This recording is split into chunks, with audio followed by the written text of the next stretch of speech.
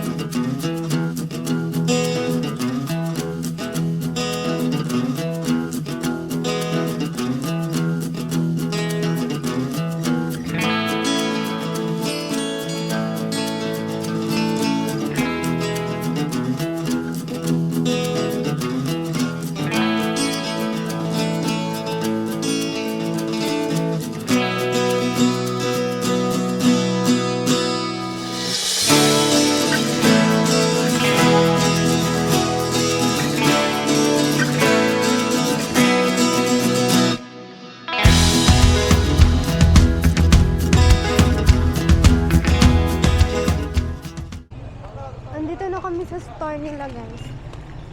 Papakita ko sa inyo.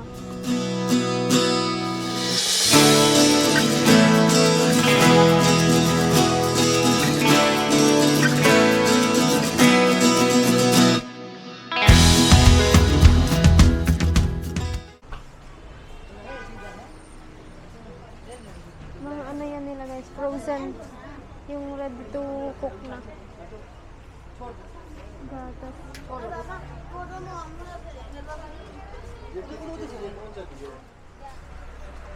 Tissue area nila, guys. Dati juice area yan eh. Bili tayo ng sabon.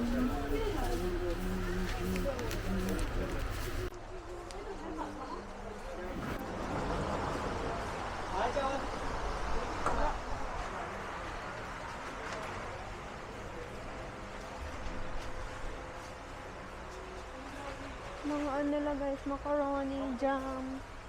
Dati meron silang imported na ano eh, mga buldak. Ngayon wala na. Sa kabila, ano, mga tea. Mga gamot-gamot nila, herbal.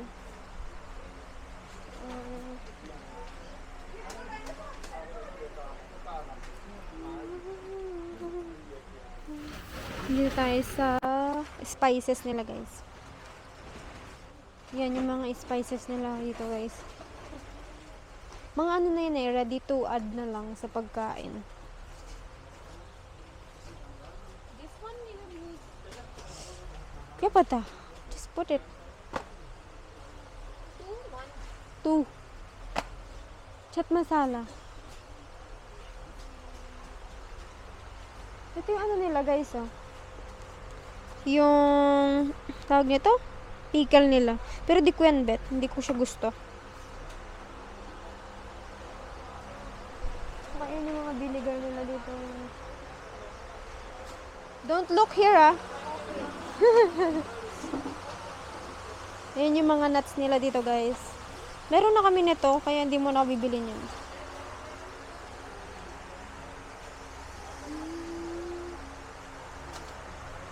Ayun yung mga beans nila, guys. Monggi. Ano ko ba? Alam ko. Chana. Ano ko ba? Meron silang ano dito, guys. Tawas. Ito, oh. Teka lang. Daming tao dun eh. Ito yung tawas nilang dito, oh. Buo.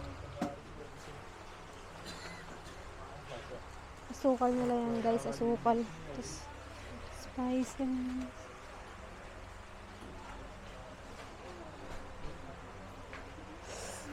Biscuit nito, guys. Biscuit area.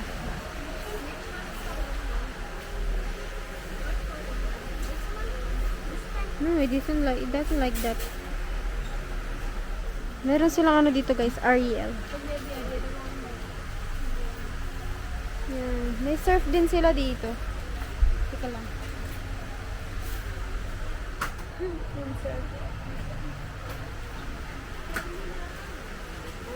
Packet na kami, guys. Sa second floor. Ano to dito? Mga kagamitan sa bahay naman to.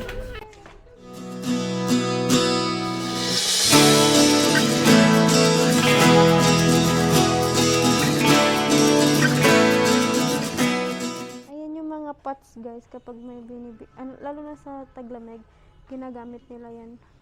Lalo na sa roti nila, yung sa tinapay. Gamit na gamit. Ang cute nito. Oh.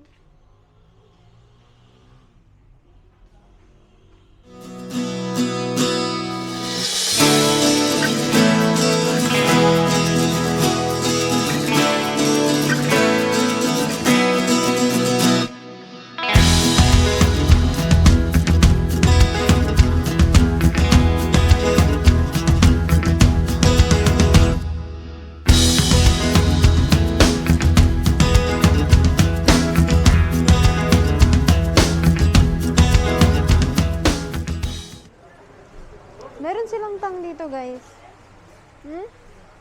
Yan, iba-iba flavor niyan, guys, ah. Bet ko lang yung lima pa.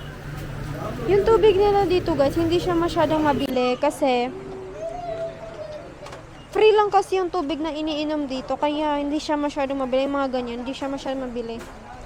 Sa restaurant, nagagamit, pero inuuwi nila. Pero basta hindi siya mabili. Free lang yung tubig kasi dito na iniinom. Rush na kasi guys, kaya ganyan daming tao.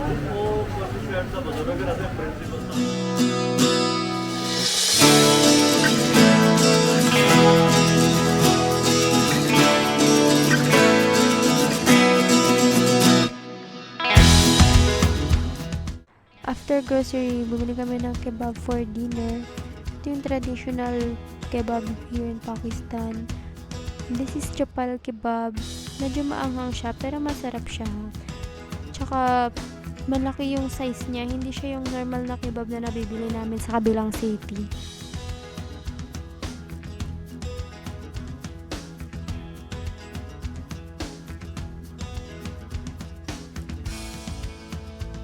Tapos, bumili na din kami ng naan para dun sa kebab. Mas masarap kasi siya kapag magka-partner yun silang dalawa. Hindi kanin.